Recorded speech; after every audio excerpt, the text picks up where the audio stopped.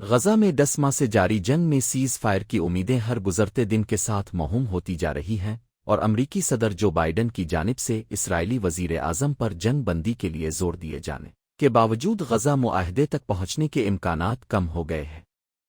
10 ماہ سے زائد عرصے سے جاری جنگ کے بعد امریکہ اور مذاکرات کے ثالث مصر اور قطر کے حکام اس ہفتے قاہرہ میں مذاکرات کے ایک نئے دور کے لیے ملاقات کرنے والے ہیں، لیکن ابھی اس کی تصدیق ہونا باقی ہے۔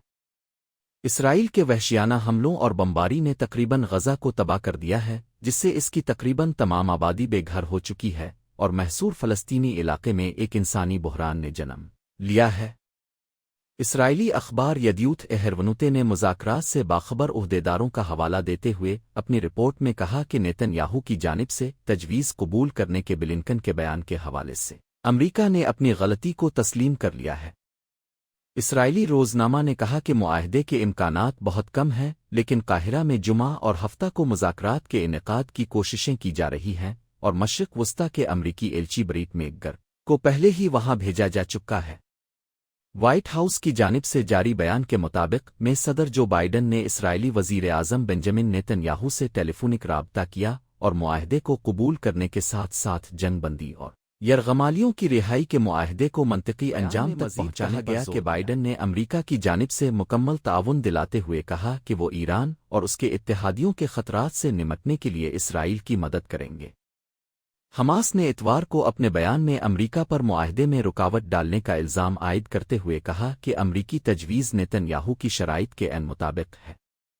اسرائیل کے ہاتھوں اسماعیل ہنیہ اور فواد شکر کی شہادت کے بعد جنگ کے پورے خطے میں پھیلنے کا خطرہ پیدا ہو گیا تھا، جس کو روکنے کے لیے سفارتی کوششیں تیز کر دی گئی ہے۔ امریکی وزیر خارجہ انٹونی بلنکن نے جنگ بندی کے حوالے سے معاملات میں پیش رفت کے لیے مشرق وسطی کا دورہ کیا تھا، لیکن گزشتہ روز وہ کسی پیش رفت کے بغیر وطن واپس لوٹ گئے تھے۔ انٹونی بلنکن نے اپنے دورے کے دوران قطری امیر شیخ تمیم بن حمد الثانی سے ملاقات نہیں کر سکے تھے اور اسی لیے انہوں نے ان سے ٹیلی فونک گفتگو کی۔ اسٹیٹ ڈپارٹمنٹ نے کہا کہ دونوں رہنماؤں نے جنگ بندی کی حالیہ کوششوں پر تبادلہ خیال کیا اور اس بات کی توثیق کی کہ خطے میں کسی بھی فریق کو معاہدے تک پہنچنے کی کوششوں کو نقصان پہنچانے کے لیے اقدامات نہیں اٹھانا چاہیے۔ معاہدے میں ڈیڈ لاک کی سب سے بڑی وجہ غزہ سے اسرائیلی افواج کے مکمل انخلا کا حماس کا مطالبہ ہے، لیکن اس پر رضامند نہیں۔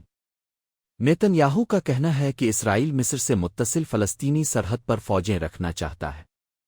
دوسری جانب اسرائیلی وزیر اعظم کے دفتر سے جاری بیان میں فلڈیلفیا راہداری سے اسرائیل کی دستبرداری کے حوالے سے رپورٹس کو غلط قرار دیتے ہوئے کہا کہ جنگ کے مقاصد کے حصول کے لیے غزہ کی جنوبی سرحد کا تحفظ انتہائی اہمیت کا حامل ہے۔ حکومتی ترجمان ڈیوڈ مینسر کا کہنا ہے کہ حماس اس راہداری کو ہتھیاروں کی اسمگلنگ کے لیے استعمال کرتا ہے۔ انٹونی بلنکن نے اپنے دورے کے دوران دوحہ میں گفتگو کے دوران فلڈیلفیا کا براہ راست ذکر کیے بغیر کہا تھا کہ امریکہ اسرائیل کے غزہ پر طویل مدتی قبضے کو قبول نہیں کرتا۔ واضح رہے کہ 7 اکتوبر سے جاری اس جنگ میں اب تک اسرائیل بمباری میں 40,000 سے زائد فلسطینی شہید اور 1 لاکھ سے زائد زخمی اور بے گھر ہو چکے ہیں۔